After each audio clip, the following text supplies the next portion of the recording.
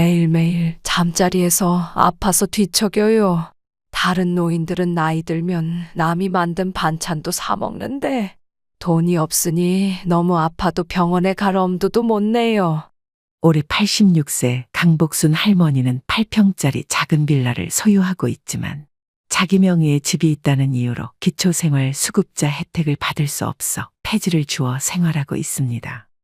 수중에 돈이 없어 반찬도 못 사 드십니다. 무릎이 퉁퉁 부어서 매일 잠자리에서 울다 지쳐 잠드시지만 병원 갈 엄두도 못 냅니다.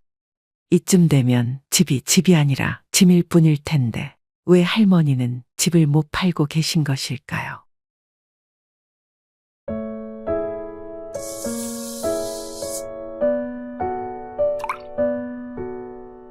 안녕하세요. 노인을 위한 나라는 있다. 노나입니다. 내가 그러진 않았을까? 동구박 가슴살 다 열어놓은 고목나무 한 그루. 그 한가운데 저렇게 큰 구멍을 뚫어놓고서 모른 척 돌아선 뒤 잊어버리진 않았을까? 아예 베어버리진 않았을까? 이것은 시인 김시천의 어머니라는 시입니다. 부모님들은 자식들이 자신의 몸과 마음을 먹고 살아가는 존재임을 알고도 당신들이 가진 모든 것을 그저 주려고만 하십니다. 그렇게 나를 발판으로 행복하게 잘 살길 바라는 것이 우리 부모님들의 마음일 것입니다. 하지만 요즘 우리나라 부모님들 사이에서 유행하는 말이 있다고 합니다. 부모가 자식에게 돈을 안 주면 맞아서 죽고 돈을 다 주면 굶어서 죽는다. 저도 처음엔 듣는 순간 기가 막혔지만 시간이 갈수록 되돌려 생각을 해보니 대단히 풍자적인 명언이라는 생각이 들었습니다. 그도 그럴 것이 부모라면 누구나 눈에 넣어도 아프지 않은 자식 영원히 끼고 살고 싶다 생각을 합니다. 하지만 막상 그게 현실로 닥치면 막막해집니다. 우리는 나이가 20세가 되거나 취업을 하거나 결혼만 하면 그때는 자식 뒷바라지가 끝날 줄 알았습니다. 게다가 배우자는 그래도 나이가 들면 내 몸같이 좀 편해지고 만만해지기도 하는데 자식들은 오히려 더 조심스럽고 거리감마저 생기죠. 한편 우렁이는 자기 몸 안에 약 100개의 알을 낳습니다. 그리고 그 알이 부화하면 새끼들은 제 어미의 살을 파먹으며 성장하는데 어미 우렁이는 자신의 살을 남김없이 새끼들에게 다 주고 결국 빈 껍데기만 흐르는 물길 따라 둥둥 흘러간다고 합니다. 그렇게 어미 우렁이는 껍질만 남아 둥둥 흘러갔지만 그렇다고 우리까지 그렇게 흐르는 세월에 빈 껍데기만 남아서 흘러가야만 할까요? 자꾸 이러실 거예요? 다른 집은 할머니가 손주들도 돌봐주고 집안일도 도와준다는데 왜 엄마 아빠는 아무것도 안 한다는 거예요? 내가 언제 너한테 나더러 할아버지 만들어 달랬어? 내 마누라는 내가 지킬 테니 네 마누라는 네가 지키고 살아. 얼마 전에 결혼한 아들이 남편과 언쟁을 시작했습니다. 며느리는 무엇이 그리 서러운지 아들 옆에서 울고 있습니다. 여기선 제가 너무 남인 것만 같아요. 제가 얼마나 마음에 안 드시면 몇 달 뒤 태어날 손주도 안 봐준다고 그러세요? 저는 현재 58세로 얼마 전 결혼한 30살짜리 아들과 29살 먹은 딸을 가진 엄마입니다. 작년 말 아들 부부가 결혼을 한다고 해서 이참에 결혼 비용으로 쓰라고 아들과 딸에게 모두 똑같은 금액으로 돈을 나눠주면서 분가를 시켰습니다. 금액은 많지도 않지만 그렇다고 적지도 않은 서울 중심가의 전셋집 구할 정도는 됩니다. 남편과 저는 아들과 딸을 내보내면서 원래 살던 집은 팔고 작은 집으로 이사를 했죠. 처음에는 너무 적적할까봐 걱정했지만 지금은 언제 그랬냐는 듯 현재 생활에 너무 만족하고 살고 있습니다. 이렇게 저희는 둘만의 생활이 너무 좋은데 문제는 아들 부부가 적게는 일주일에 한 번, 많게는 일주일에 두세 번을 찾아온다는 것입니다. 그러면 저희 부부는 부모님이 흐트러진 모습을 보여주는 것도 조금 부끄러운 일이라 청소도 해야 하고 찾아온 아이들이 밥이라도 먹는다고 하면 밥도 해야 합니다. 게다가 저나 남편은 아직 직장도 다니고 있어서 퇴근하면 그냥 편하게 쉬고 싶은데 자꾸 아이들이 찾아오니까 편히 쉬지를 못합니다. 그래서 이제 이렇게 갑자기 찾아오지 말라고 이야기했지만 언쟁만 생길 뿐 문제는 해결되지 않았습니다. 그리고 얼마 뒤에도 거의 들이닥치듯이 아들 부부가 또 저녁을 먹으러 왔습니다. 그런데 이번엔 갑자기 며느리가 밥을 먹다 말고 울기 시작합니다. 여기선 제가 너무 남인 것만 같아요. 제가 얼마나 마음에 안 드시면 몇 달 뒤 태어날 손주도 안 봐준다고 그러세요? 저는 솔직히 화가 났습니다. 결혼 당시에도 없는 재산 어렵게 떼내서 집이며 신혼살림이며 떠먹이다시피 했고 시집살이 안 시키려고 분가도 우리 돈으로 시켜주었건만 굳이 집까지 찾아와서 눈물까지 보이니 곱게 보일 리가 없었습니다. 솔직히 아들이 뭘 어떻게 해도 우리가 아이를 봐주지 않는다고 하니 그렇게 오지 말라고 하는데도 굳이 찾아와서 눈물을 보이는 모습에서 며느리의 그 속내가 의심스럽기까지 합니다.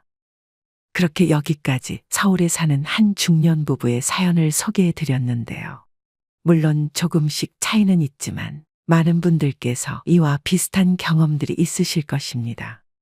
그리고 이외에도 다양한 이유로 자식과의 갈등을 겪는 분들은 많았습니다. 올해 86세 강복순 할머니는 8평짜리 작은 빌라를 소유하고 있지만 자기 명의의 집이 있다는 이유로 기초생활 수급자 혜택을 받을 수 없어 폐지를 주어 생활하고 있습니다. 수중에 돈이 없어 반찬도 못 사 드십니다. 무릎이 퉁퉁 부어서 매일 잠자리에서 울다 지쳐 잠드시지만 병원은 엄두도 못 냅니다. 이쯤 되면 집이 아닌 짐일 뿐일 텐데 할머니가 집을 팔지 않는 이유는 자식에게 상속을 해주어야 한다는 것입니다. 정작 자신의 처지는 하루 밥 벌어먹고 살기도 힘든데 손주 장가와 손주의 집 마련 걱정을 하시면서 사신다는 것입니다. 그리고 70대의 김씨 할아버지는 얼마 전 결혼한 아들이 외식을 하자고 제안하자 그것이 너무 부담스러웠습니다. 은퇴자금으로 한 달 팍팍하게 살아가고 있는데 아들 내외랑 같이 식사하면 식사비가 만만치가 않기 때문이었습니다. 그렇다고 식대비를 자식에게 다 부담시키기에는 부모 입장에서 체면이 깎이는 노릇입니다. 아들 내외와 할아버지 부부가 함께 외식하려면 20만 원으로는 턱없이 부족합니다. 적어도 25만 원 정도는 준비를 해야 합니다. 하지만 아들의 결혼을 전후해 이런저런 의례적인 가족 모임을 해왔기에 그때마다 식대가 적지 않게 들었습니다. 그래서 고민하던 할아버지는 아들 부부에게 가족 모임 식사는 1인당 2만 원 범위 내에서 지출하자고 제안했습니다. 그리고 모임 횟수도 대폭적으로 줄여서 부모님 생일 외에는 만나지 말자고도 제안했다고 합니다. 그리고 어떤 집안은 자식들이 집에 와서 부모님의 돈을 야금야금 가져간다고 합니다. 노후 전문가들의 말에 의하면 이는 주로 젊었을 때 금전적으로 넉넉했던 집에서 일어나는 상황이라고 하는데요. 올해 88세 박씨 할머니의 말에 따르면 자식들이 집 살 때마다 돈을 몇 천만 원씩 뜯어갔다고 합니다. 처음엔 가계약금으로 가져가고 중간엔 중도금으로 다시 돈을 가져가고 나중엔 진금을 납입한다며 다시 돈을 가져갔습니다. 그렇게 해서 자식 한 명당 할머니에게 가져간 돈은 2억 3천이라고 합니다.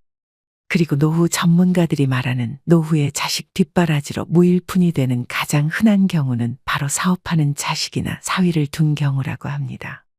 그래서 이들의 사업이 어려워지면 부모된 입장에서 조금이라도 도와주고 싶은 마음이 드는 것은 인지상정입니다. 그리하여 처음에는 안쓰러운 마음에 내 능력 범위에서 도움을 준다며 가지고 있던 예금 통장에서 돈을 꺼내게 됩니다. 그리고 다음 수순은 백발백중 집을 담보로 해서 대출을 받게 됩니다. 전문가들은 이쯤 되면 자식에게 물렸다고 보는 게 맞다고 합니다. 이미 엎질러진 자녀의 사업은 다시 부도나기 마련이고 그러면 부모 집은 경매로 넘어가 하루아침에 길거리로 나앉게 된다고 합니다. 그러면 부모의 노후 삶은 당연히 피폐하게 되고 건강까지 망가져 제명에 사는 경우가 드물다고 합니다. 그러니 전문가들은 말합니다. 자녀를 위해서라도 제발 자녀와 경제적 운명 공동체가 되지 말라고 말입니다. 그래서 자식이 사업이 망하더라도 적어도 부모는 자녀의 든든한 버팀목이 되어야 망한 자식이 비빌 언덕이라도 있게 된다고 말입니다. 이처럼 한국 부모들의 내 자식 사랑은 단연 세계 최고라 해도 과언이 아닐 것입니다. 세계에서 최고 부자 나라인 미국조차도 자녀의 대학 등록금과 결혼 자금을 부모가 책임지지 않고 우리와 사회적 정서가 비슷한 일본도 대학 등록금까지만 부모가 지원한다는데 한국의 부모는 자녀가 좋은 대학에 들어가고 괜찮은 직장을 구하며 그리고 좋은 사람과 결혼할 때까지 퍼주는 것도 모자라서 아예 결혼 후에도 사업자금이나 생활비, 교육비까지 지원해주는 부모도 있죠. 그리고 손주 육아에 자식들 집 넓히는 일도 도우며 나중엔 손주 교육비에 유학 비용까지 생각하면 부모가 과연 어디까지 자식을 지원해줘야 하는지 도무지 끝이 없습니다. 물론 그것이 부모 사랑이라고 당장 눈앞에서 자식이 힘들어하는 것을 어떻게 보고만 있을 수 있냐고 하실 수도 있죠. 하지만 자식을 끝까지 책임지는 게 일생의 목적인 것처럼 내 삶이 어떻게 되건 말건 맹목적으로 희생하는 것이 과연 진정으로 자식을 위하는 길일까요? 부모라는 자리는 왜 이리도 무겁고 힘든 것일까요? 도대체 우리는 어디까지 자식들을 밀어줘야만 할까요? 한편 국내의 심리상담사들은 입을 모아 말합니다.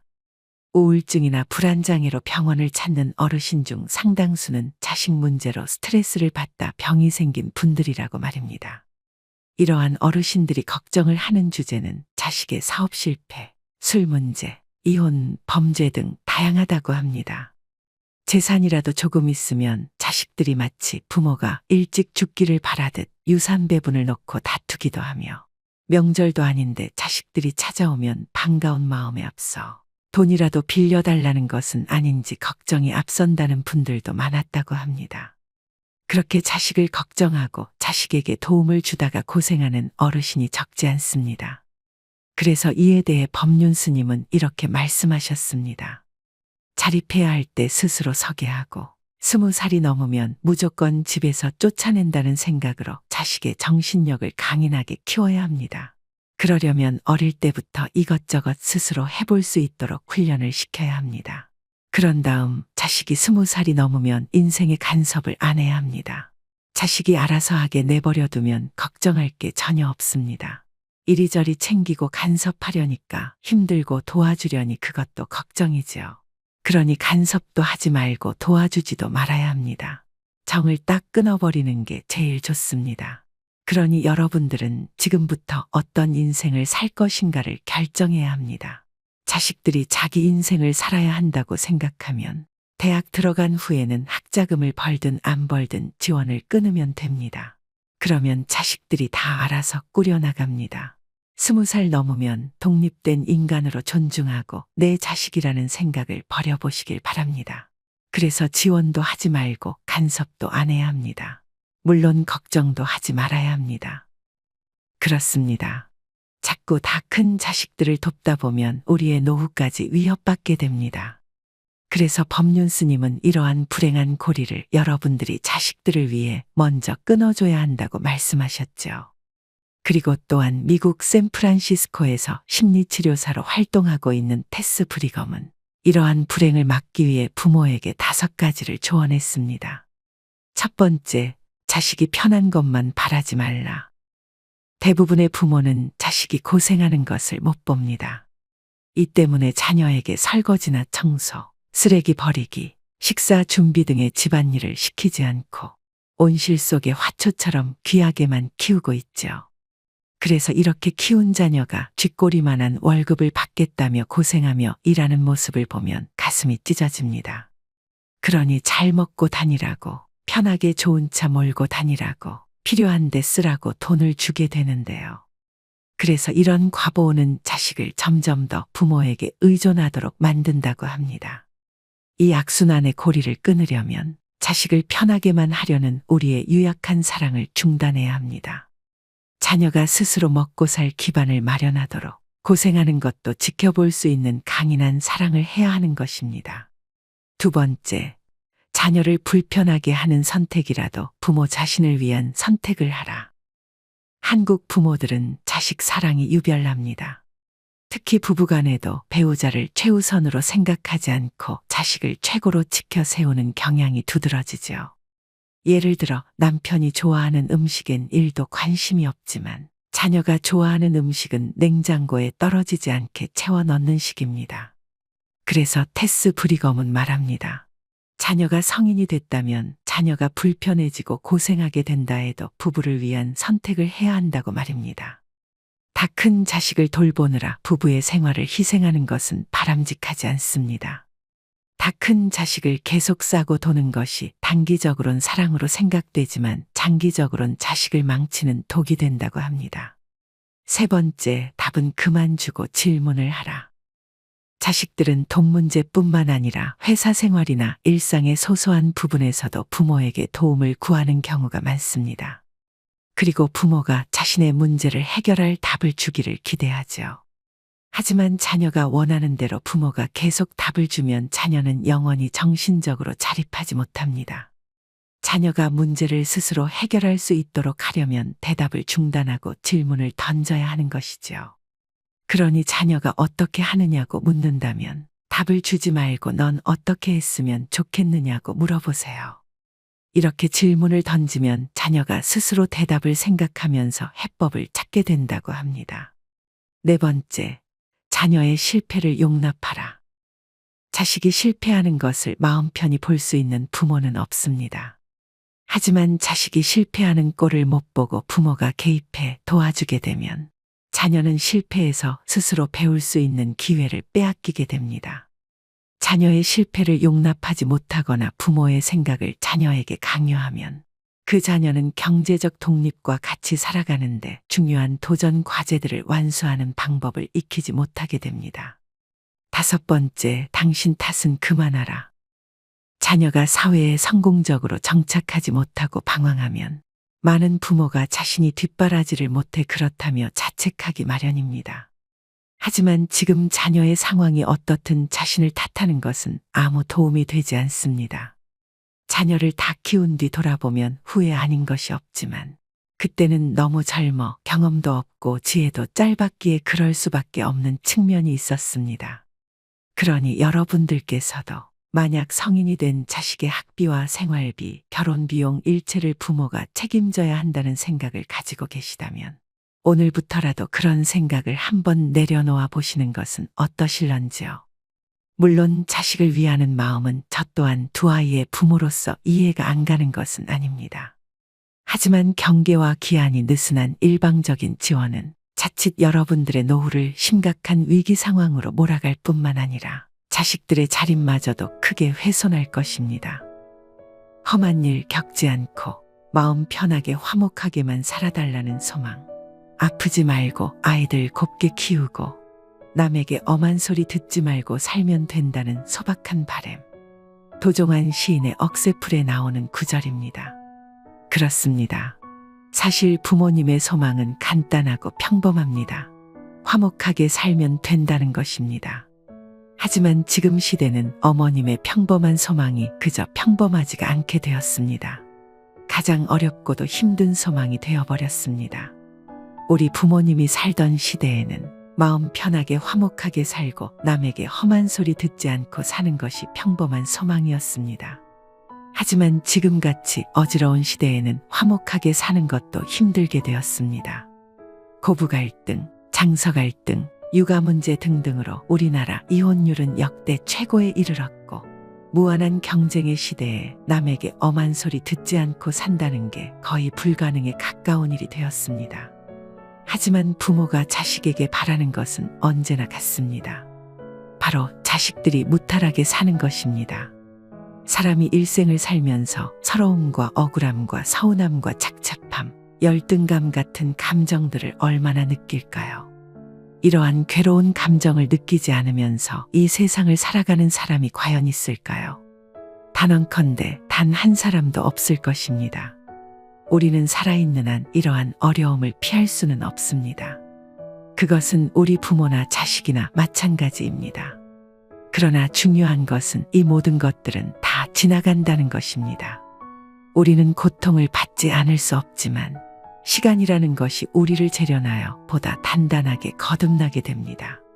그러니 자식보다 좀 더 단단한 우리가 아이들이 포기하지 않을 수 있도록 이끌어주되 아이들이 스스로 단단해질 수 있게 우리의 역할을 적당히 비워두는 것은 어떨까 합니다. 그리고 우리는 우리의 인생을 즐기는 것이죠. 눈 좋을 때 예쁜 건 많이 보고, 귀 잘 들릴 때 좋은 음악 많이 듣고, 치아 좋을 때 맛난 것을 많이 먹으며, 가슴 떨릴 때 사랑도 많이 하면서 말입니다. 아무리 요즘 세상살이 복잡하다지만 인생 뭐 별게 있을까요? 그저 욕심 없이 즐기면서 사는 게 최고죠. 한 번뿐인 인생, 어느 날 갑자기 훌쩍 떠나야 할 우리 인생. 그리고 하나도 챙겨갈 수 없는 돈과 명예가 있으시다면 굳이 쌓아놓지 마시고, 적든 많든 여러분들을 위해 쓰시면서 살다가 가시는 것입니다. 우리에겐 바로 오늘이 가장 젊은 날이니까요. 그리고 훗날 이 세상에서 제일 중요한 일은 우리가 인생의 종착역에 섰을 때 우리 자신에게 떳떳하고 후회 없는 인생이 되어야 하지 않을런지요.